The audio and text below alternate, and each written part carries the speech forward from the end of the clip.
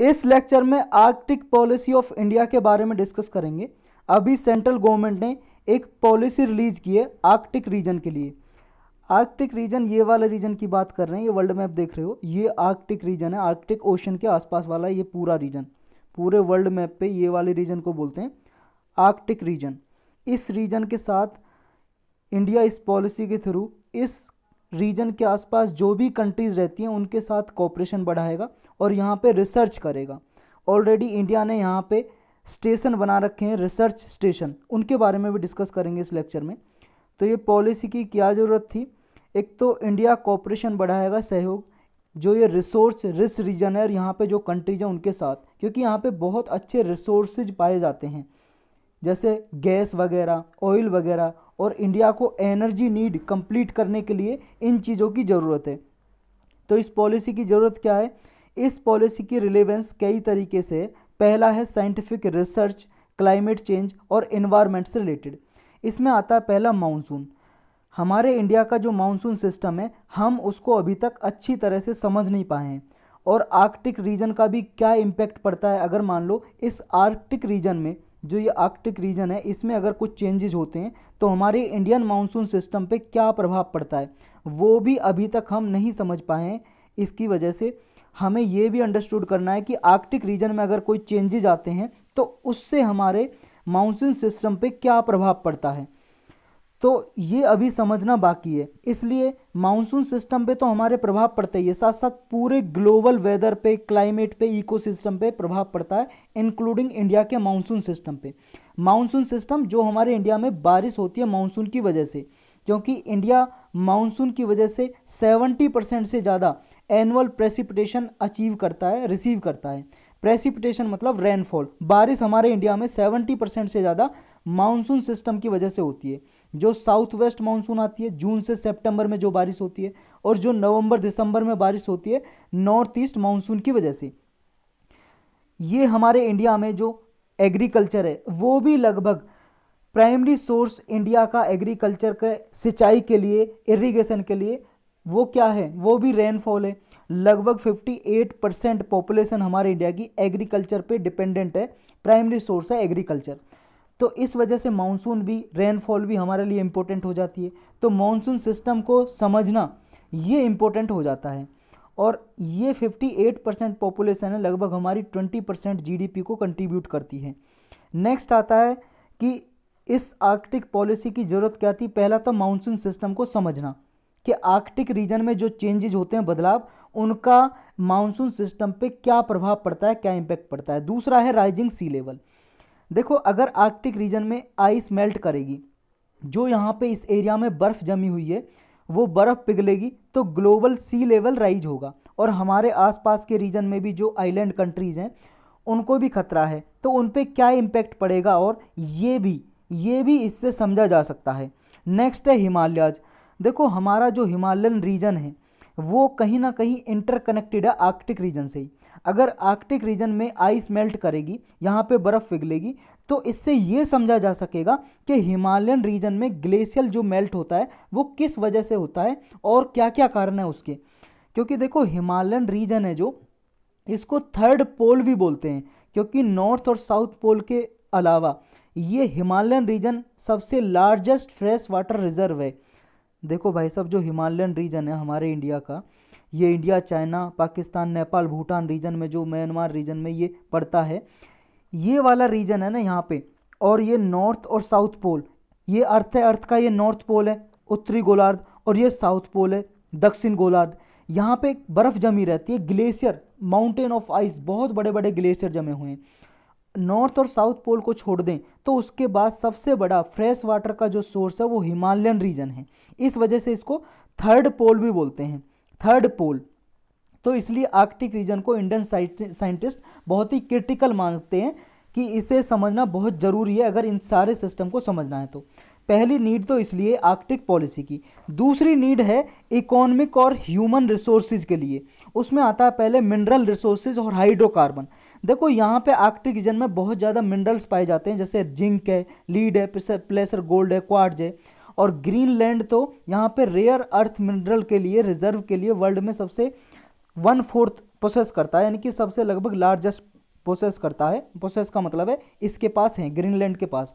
पूरे वर्ल्ड में जितने रेयर अर्थ रिजर्व मिलते हैं ना, रेयर अर्थ रिजर्व का मतलब है दुर्लभ अर्थ में पाए जाने वाले मिनरल खनिज पदार्थ, उनका 1/4 क्वार्टर ग्रीनलैंड में मिलता है। ग्रीनलैंड आप जानते हो कहाँ पे है, ये भाई साहब ग्रीनलैंड की बात कर रहे हैं हम, ये वाला रीजन इसमें पाया जाता है।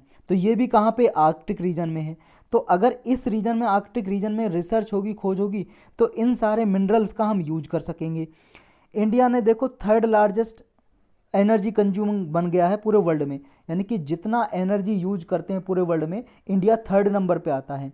और 3rd लार्जेस्ट ऑयल कंज्यूमर भी है, इंपोर्टर भी है, यानी कि सबसे ज़्यादा 3रे नंबर पे हम परचेज करते हैं ऑयल, जो कच्चा तेल है पेट्रोलियम, जिससे पेट्रोल डीजल बनते हैं। लगभग 83% हम परचेज करते हैं, दूसरी कंट्रीज से आयात करते हैं। और गैस को भी हम इंपोर्ट करते हैं 4th नंबर पे पूरे वर्ल्ड में, 4th लार्जेस्ट इंपोर्टर है इंडिया गैस का भी। और गैस कंजप्शन में लगभग हाफ गैस कंजप्शन हमारे इंडिया में होती है। इसलिए आर्कटिक रीजन बहुत ही इंपॉर्टेंट हो जाता है एनर्जी सिक्योरिटी के लिए, एनर्जी सिक्योरिटी के लिए, रेयर अर्थ मिनरल्स के लिए। इंडिया की आर्कटिक पॉलिसी क्या है, इसको जान लेते हैं।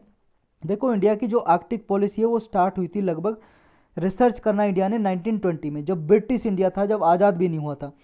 इंडिया ने एक स्वालबार्ड ट्रीटी साइन की, जो पेरिस में साइन हुई थी, फ्रांस की कैपिटल है पेरिस। तो वहाँ पे एक स्वालबार्ड नाम की ट्रीटी ये स्टार्ट हुई थी, साइन की थी, जब ब्रिटिश इंडिया ने साइन की थी स्वालबार्ड की ट्रीटी। स्वालबार्ड एक जगह है, देखो ये नॉर्वे है ना, नॉर्वे के साइड में एक स्वालबार्ड जगह है। यहाँ पे हमने देखो ये वाला रीजन जो दिखाई दे रहा है, इसको कहते हैं स्वालबार्ड, पिंक कलर का, नॉर्वे के नदन साइड में है। यहाँ पे हमने एक अपना अर्थ स्टेशन भी, यानी कि ऑब्जर्वेशन सिस्टम रिसर्च स्टेशन बना रखा है यहाँ पे। 2007 में इंडिया ने फर्स्ट एक्सपेडिशन की, यहाँ पे पहली यात्रा की, आर्कटिक रीजन को खोजने की तैयारी की। 2008 में हमने फिर हिमाद्री अपना रिसर्च स्टेशन बना दिया, यहीं पे स्वालबार्ड में। ये जो हमने स्वालबार्ड देखा, ये वाला रीजन, ये पिंक कलर का रीजन है, जो यहाँ पे हिमाद्री नाम का रिसर्च स्टेशन बना हुआ है। और देखो इसके बारे में कई बार पूछा भी गया बहुत सारे एग्जाम में कि ये हिमाद्री स्टेशन, यानी कि जो हमारा आर्कटिक रीजन में उस रिसर्च स्टेशन का नाम क्या है, तो उसका नाम आपको याद रखना, ये हिमाद्री स्टेशन है, हिमाद्री स्टेशन।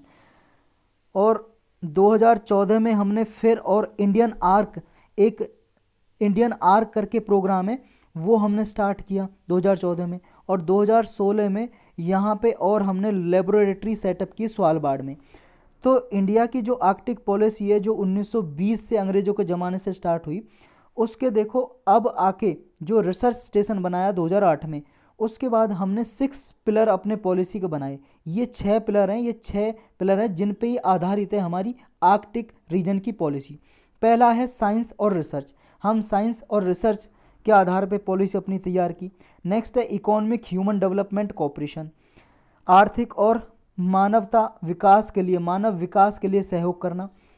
तीसरा है क्लाइमेट इन्वायरमेंटल प्रोटेक्शन, क्लाइमेट जलवायु और पर्यावरण को रक्षा करना है। नेक्स्ट है ट्रांसपोर्टेशन एंड कनेक्टिविटी, इसके लिए। नेक्स्ट है गवर्नेंस एंड इंटरनेशनल कोऑपरेशन, अंतर्राष्ट्रीय सहयोग बढ़ाना है, नेशनल कैपेसिटी बिल्डिंग बढ़ानी है। ये 6 पिलर हैं जिन पे आधारित है। और इसके साथ साथ हमारे ये कुछ मिशन है, 5 मिशन इंडिया की आर्कटिक पॉलिसी के मिशन है। पहला मिशन है कि इंडिया का कोऑपरेशन बढ़ाना है आर्कटिक रीजन से, आर्कटिक रीजन के आसपास जो भी कंट्री है उनके साथ सहयोग बढ़ाना है। नेक्स्ट है पोलर रिसर्च के लिए, जो हिमालय का 3rd पोल है उसके साथ इसको हार्मोनाइज करना है, यानी कि ये कनेक्टिविटी क्या है आर्कटिक रीजन की हिमालय से, इसको रिसर्च करना है। नेक्स्ट है कि ह्यूमन काइंड की अंडरस्टैंडिंग आर्कटिक रीजन के बारे में क्या है, इसके बारे में भी कंट्रीब्यूट करना है, प्रयास करना है इसको इन्हेंस करने का, बढ़ाने का। नेक्स्ट है कि इंटरनेशनल एफर्ट हैं उसको भी स्ट्रेंथन करना, ताकि क्लाइमेट चेंज से आसानी से निपट सकें और इन्वायरमेंट को प्रोटेक्ट कर सकें। नेक्स्ट मिशन है इंडिया का आर्कटिक रीजन के बारे में, इंडिया के अंदर ही हमें स्टडी करनी है, अध्ययन करनी है। ये है मिशन इंडिया के आर्कटिक रीजन के बारे में। अब ऑब्जेक्टिव क्या है, इसके लक्ष्य क्या है पॉलिसी के। पहला लक्ष्य तो यही है कि साइंटिफिक एक्सप्लोरेशन करना है, खोजना है वहाँ पे, क्लाइमेट इन्वायरमेंटल प्रोटेक्शन के लिए कुछ कदम उठाने हैं, मैरी टाइम और इकोनॉमिक कोऑपरेशन करना, आर्कटिक रीजन के जो भी कंट्री आते हैं उनके साथ मिलके। मैरी टाइम मतलब समुद्र के रिगार्डिंग, प्रोटेक्शन के रिगार्डिंग, और इकोनॉमिक कोऑपरेशन भी करना है, यानी कि ह्यूमन रिसोर्स कैपेसिटी को भी इन्हेंस करना है, इंस्टीट्यूशनल कैपेसिटी को भी इन्हांस करना है, यानी कि रिसर्च बढ़ाना है। मेन बात ये है, रिसर्च, इनोवेशन, खोज और बढ़ानी है। जो भी आर्कटिक रीजन में कंट्री है उनके साथ इंटर मिनिस्ट्रियल कोऑर्डिनेशन करना है, यानी कि एक दूसरी कंट्री के साथ कोऑपरेशन बढ़ सके। जो भी आर्कटिक रीजन में यहाँ कंट्री आती हैं, इन्होंने एक काउंसिल बना रखी है, एक ऑर्गेनाइजेशन। ये जैसे ये वाली नॉर्वे, फिनलैंड, स्वीडन, ये आइसलैंड, कनाडा, यूएसए, ये ब्रिटेन, ये कंट्री मिलके इन्होंने आर्कटिक काउंसिल एक ऑर्गेनाइजेशन बना रखी है, आर्कटिक काउंसिल। तो ये आर्कटिक काउंसिल के जो भी मेंबर है उन मेंबर के साथ कोऑपरेशन बढ़ाना है, इसका ये ऑब्जेक्टिव है, टारगेट है इंडिया की आर्कटिक पॉलिसी का। और क्लाइमेट चेंज का क्या प्रभाव पड़ रहा है आर्कटिक रीजन पे, ये भी समझना है, ये टारगेट है। नेक्स्ट है कि एनालिसिस करना और प्रोडिक्शन करना है कि आर्कटिक रीजन में जो आइस मेल्ट होती है उसके क्या इम्प्लीकेशन होंगे, क्या प्रभाव पड़ेंगे इंडिया की इकोनॉमी पे, मिलिट्री पे, स्ट्रेटजिक इंटरेस्ट पे क्या क्या प्रभाव पड़ेंगे। नेक्स्ट है कि ये स्टडी करना है पोलर रीजन और हिमालयन रीजन का क्या लिंकेज है, क्या हिमालय और पोलर रीजन है जो आर्कटिक रीजन, उसमें कोई लिंक है। नेक्स्ट है कि जो आर्कटिक रीजन की कंट्री हैं उनके साथ कोऑपरेशन बढ़ाना है, आर्कटिक काउंसिल की जो कंट्री है उनके साथ कोऑपरेशन बढ़ाना है, इंडिया का पार्टिसिपेशन बढ़ाना है आर्कटिक काउंसिल में भी, और अंडरस्टैंडिंग करना है कि जो आर्कटिक रीजन का गवर्नेंस स्ट्रक्चर है उसके साथ इंटरनेशनल लॉज का क्या रिलेवेंट है, क्या उपयुक्तता है, और इस रीजन की जियोपॉलिटिक्स में क्या रिलेवेंस है, क्या उपयुक्तता है। ये सब इन कंट्रीज के साथ मिलके जो आर्कटिक काउंसिल की कंट्री हैं, देश आते हैं इस आर्कटिक काउंसिल में, जितने भी मेंबर हैं उनके साथ पार्टिसिपेशन करना है इंडिया को। तो ये है इंडिया की आर्कटिक पॉलिसी।